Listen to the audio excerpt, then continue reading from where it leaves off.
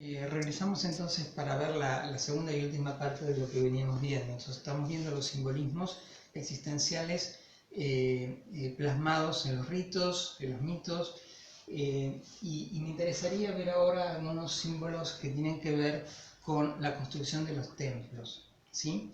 Recuerden que la semana pasada nosotros habíamos estudiado el tema de que si el yo estaba en el centro, lo hago pequeño porque necesito el espacio, y tenemos un arquetipo, es decir, el tema del nacimiento, ¿sí? Y acá tenemos un antitipo, ¿sí? Es decir, el retorno. Hacia arriba tenemos lo que se llama el anatipo, y abajo tenemos el catatipo.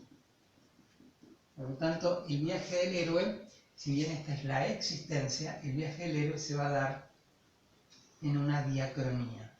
Entonces, el tiempo sincrónico es nacimiento y muerte, la diacronía es al revés, muerte y renacimiento. Entonces, los símbolos de altura, ¿sí? Y de pasaje, de pasar hacia otro lado, van a tener una gran influencia en la idea de la transformación. Por lo tanto, los rituales van a ser parodias que van a tener la pretensión de hacer una transmutación dentro del sujeto en sentido alquímico. Ejemplo. Acá tengo el libro de Henry Frankfurt. Este librito es muy bueno, donde analiza una fiesta mesopotámica, Reyes y Dioses, que es la fiesta de Akitu. Akitu. La palabra Akitu significa en acadio volver a comenzar o volver a empezar. Esta fiesta tiene la idea de ir desde el catatipo al anatipo, y del anatipo volver al catatipo transformado, es decir, ir al cielo y nuevamente retornar con el valor obtenido en este viaje a lo celestial. Los antiguos mesopotámicos realizaban la fiesta de Akitu en lo que nosotros hoy celebramos nuestra Pascua. La Pascua judío-cristiana se celebraba en la misma época que los mesopotámicos veían el cambio del invierno a la primavera, ¿sí? Es decir, el equinoccio de primavera. De hecho, la palabra Pascua es una palabra que significa pasar, saltar por alto, o pasar de un estado a otro, ¿no? En el mito mesopotámico, el dios Tamuz, o Dumuzi en sumerio, es asesinado por su amante, la diosa Inanna. Es el mismo mito, ¿no? Tamuz es por Ishtar, la diosa Ishtar, Inanna. Inanna mata a Dumuzi va al inframundo, e Inanna después lo busca y lo trae.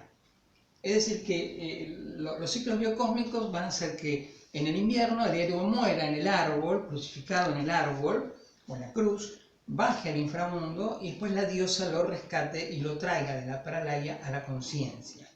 ¿Sí? Los mitos agrarios están basados en esta idea del matrimonio espiritual o el hieros gamos.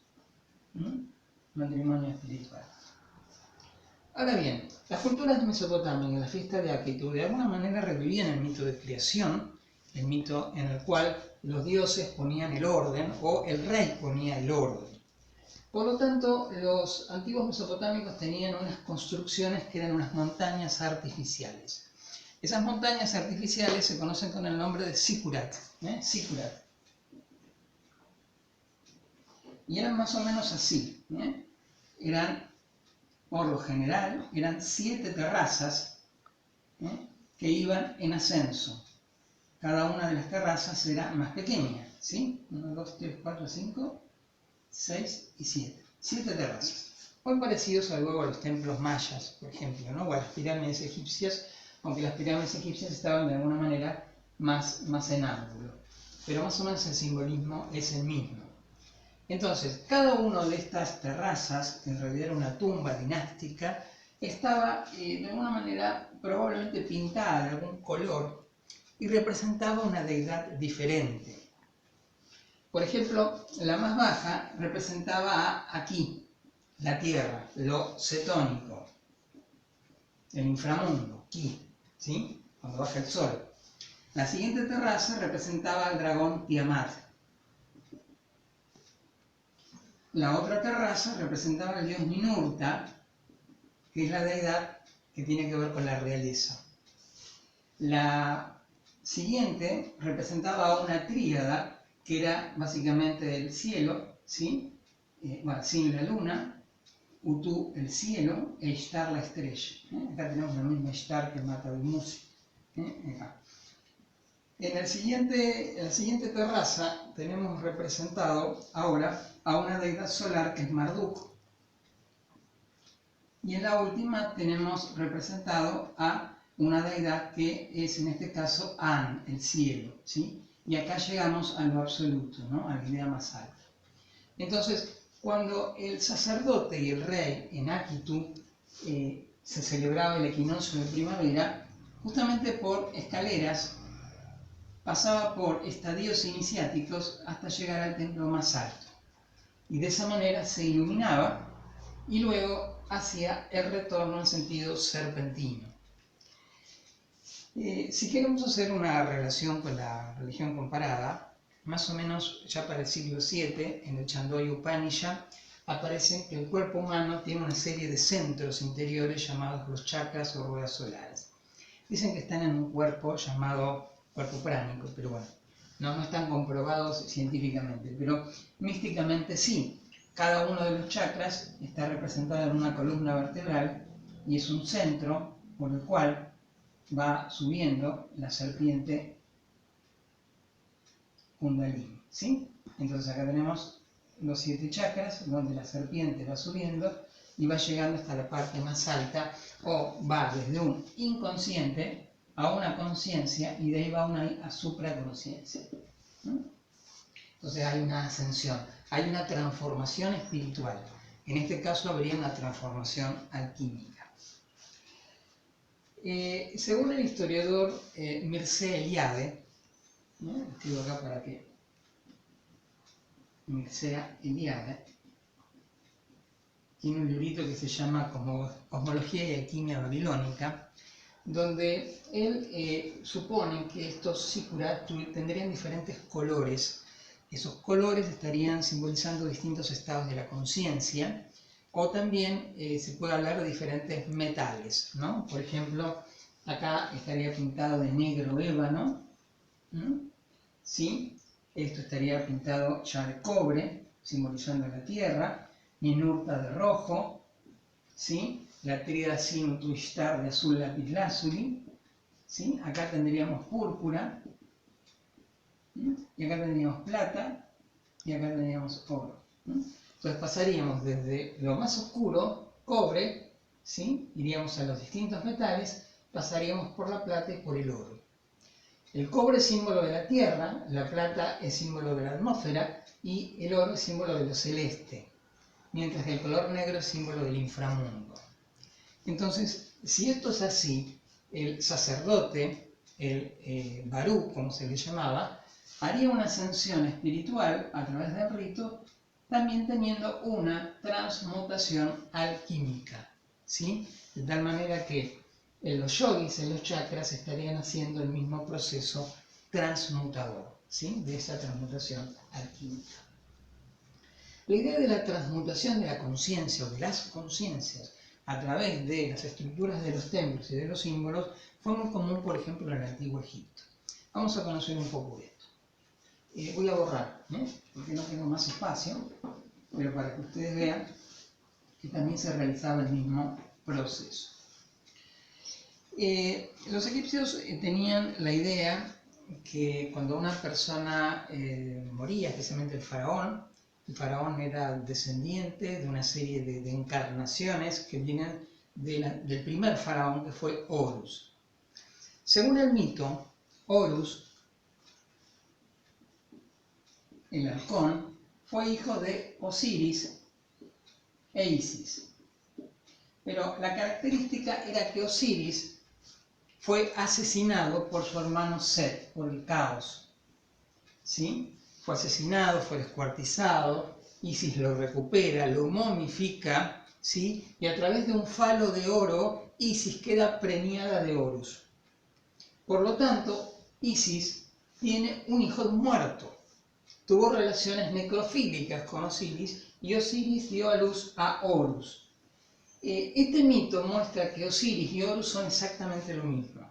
La diferencia es que Osiris es el faraón muerto, símbolo para el faraón, y este es el faraón vivo.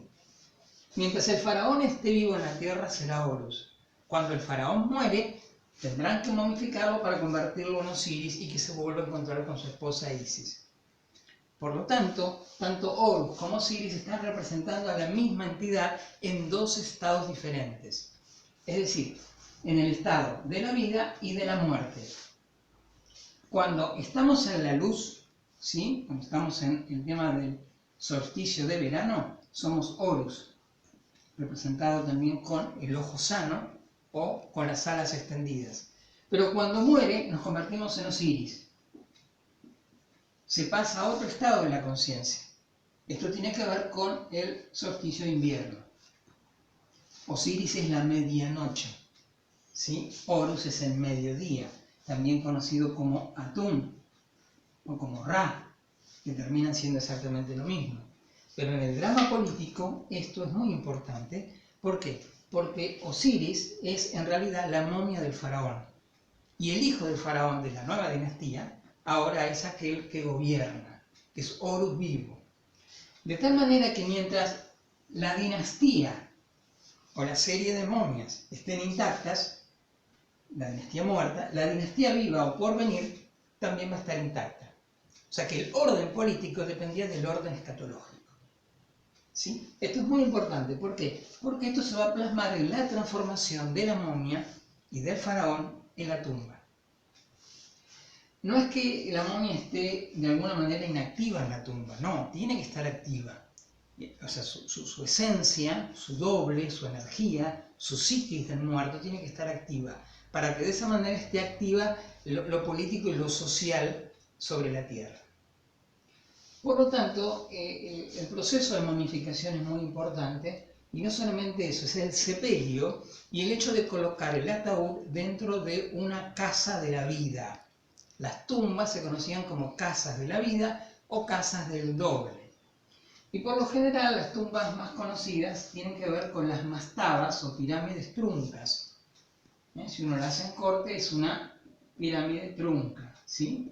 Esta parte no está construida arquitectónicamente, pero probablemente sí esté en el símbolo de Horus, que luego va a ser un símbolo masón por excelencia hermético, ¿no?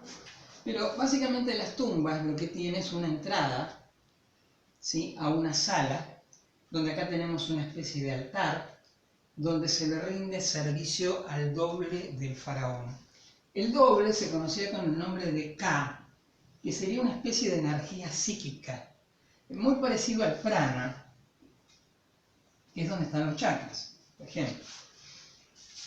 La familia del deudo tenía que darle comida porque el Ka necesitaba ser alimentado, ¿sí? Y no solamente se alimentaba de comida, el Ka también se alimentaba de rituales. Los ritos, los gestos alimentan esta energía psíquica del faraón. Sin embargo, en una de las esquinas había una especie de pozo, ya acá no tenía acceso nadie, y este pozo iba a una cámara donde estaba el ataúd del faraón, para el cual algunos pensaban que un doble del faraón, que no era el Ka sino el Ba, su psique, diríamos nosotros, salía y buscaba la luz del día, es decir, a Ra, al sol. Era un proceso de renacimiento, ¿sí?, para que salga del vientre de la madre y vuelva a nacer. Este proceso ocurría todos los días hasta la noche y luego el Ka, que se mantenía en la tumba, el Ba volvía y volvía a salir. En este proceso pensaban que el Ba hacía una especie de juicio en el inframundo, donde el corazón del muerto era pesado en una balanza y de esa manera en el tribunal de Osiris o en la sala de las dos verdades este espíritu o esta conciencia podría llegar a la unidad con el sol, que se llama Aju, volver al sol. Entonces, este es el mismo proceso que encontramos en el yoga, que encontramos en Mesopotamia y que también encontramos en el zodíaco. Para que ustedes se den cuenta que es un viaje por el inframundo, que es el viaje desde el Kata al Ana. Es decir, es un viaje místico, que también tiene que ver con nuestra existencia, en este caso con nuestra existencia post-mortem, pero también con nuestra existencia física. Porque para los egipcios no era que había un momento que había luz y un momento que había oscuridad. La luz y la oscuridad se daban en el mismo proceso diacrónico. Diferente a Mesopotamia y diferente a otras culturas. ¿Se dan cuenta? Bueno, esa sería la diferencia. Otra cosa muy interesante, que los egipcios tenían una serie de escrituras para los muertos. Estas escrituras para los muertos nosotros las conocemos como jeroglíficos, ¿sí? Recuerden que los vivos tenían otra escritura, el hierático, el demótico, pero para los muertos tenemos los jeroglíficos. Los jeroglíficos se dibujaban en las paredes de las tumbas y en realidad no eran para que las leamos nosotros, como hacen los profanos egiptólogos, sino para que la lean los muertos.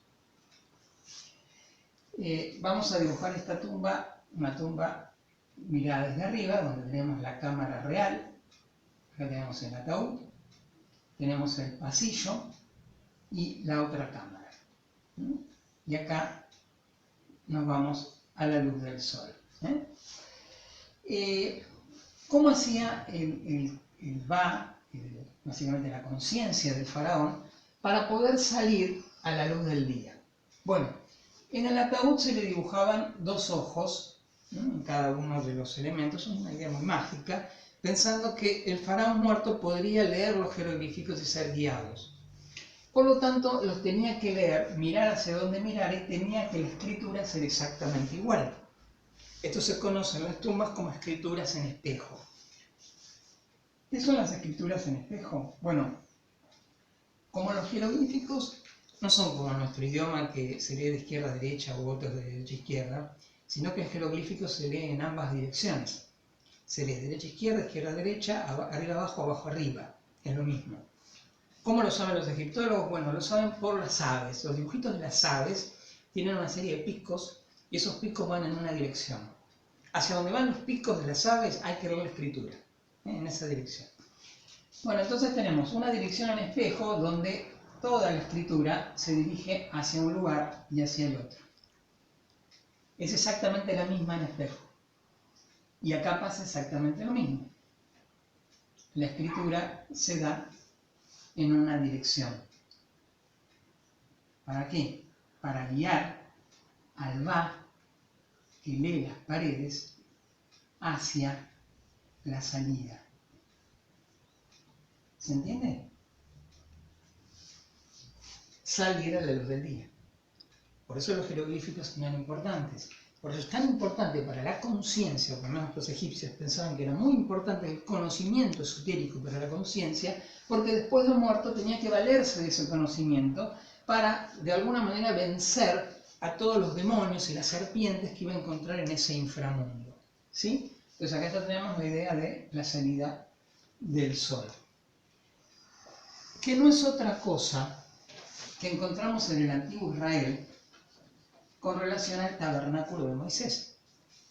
Uno dice, ¿qué tiene que ver la religión de Israel con los antiguos egipcios? Bueno, a veces tiene mucho que ver y a veces no tanto. Sin embargo, en el templo que Dios le dijo a Moisés, si bien ese templo no tiene un inframundo, porque los hebreos no creían en el inframundo, pero sí tiene la idea de una transformación del sacerdote para que le perdonen los pecados, para llegar a la presencia de Dios. Por ejemplo, el templo de Moisés, o el tabernáculo, estaba compuesto de dos habitaciones, ¿sí? Y un patio. Este era el santo y este era el santísimo. ¿Qué había en el patio? Bueno, en el patio había un altar de cobre y había una palangana también de cobre. Recuerden, estos elementos son cobre. Acá había una entrada al templo. Tenemos tres objetos nada más. Tenemos un candelabro de 7 brazos llamado menorá. Tenemos un altar donde se ponían 12 panes, símbolo de las 12 tribus de Israel, aunque Josefo dice que tiene que ver con los símbolos del zodíaco. Y acá tenemos un pequeño altarcito de incienso. Los elementos del santo eran mayormente de plata, a no ser el candelabro que era de oro. Dividido por una cortina de color azul, y adentro había un solo objeto, que es el arca de la alianza, hecha de oro puro, con al menos la tapa de oro puro, y el resto del cuerpo era de madera de acacia revestida en oro. De tal manera que acá predominaba el oro. Ven ustedes que cuando el sumo sacerdote hacía un sacrificio animal, se lavaba, ingresaba, rendía el sacrificio y lo llevaba ante el arca de la alianza, esa sangre del perdón, pasaba por diferentes metales, por el cobre, el oro y la plata, que en Mesopotamia están representados por los niveles más bajos del Sícurat y los niveles medios y los niveles altos. De alguna manera lo que hacía el sacerdote en una cuestión horizontal es lo que hacía el sumo sacerdote en Mesopotamia en una cuestión vertical. Era el mismo proceso. Y el mismo proceso que hacía el Ba de la momia para salir. Porque no olviden que el oro, la plata y el cobre era propio del material que se encontraban en las tumbas egipcias. ¿Sí? Entonces, esta idea de que pasamos por una transmutación alquímica ya viene desde épocas muy antiguas en los símbolos y en los ritos. Ahora, cuando los israelitas pierden el templo en Jerusalén a manos de los babilonios y viene la primera diáspora, y luego comienza el judaísmo temprano, el hecho de no tener un templo hizo que muchos judíos esotéricos o gnósticos trataran de encontrar ese templo en el interior. De tal manera que plantearon un diagrama para meditar en ese templo sin tenerlo físicamente. Ese templo para meditar lo iban a plantear en lo que se llaman las 10 cifras relacionados con, luego, el árbol de la vida. A medida que meditaran en cada una de las cifras o las éfiras, que significa pasar por 4 mundos, desde el mundo de la acción hasta el mundo divino, ¿sí? Hasta el mundo de esos mundos emanados, la persona pasaba a través de esa meditación como un yoga, en este caso un yoga medio oriental, hacia partes más altas de sí mismo. Bueno, de esta manera vimos acerca de los símbolos, los mitos y los ritos, cómo se plasman en los templos, cómo se plasman en los diagramas mágicos, cómo se plasma en la alquimia y también cómo podemos hacer una relación psicológica. Cuando veamos Oriente, ustedes van a ver que todo lo que hoy vimos nos va a servir para comprender la mentalidad, en este caso, de la antigua religión de la India o la espiritualidad de la India y también de su manifestación más cercana.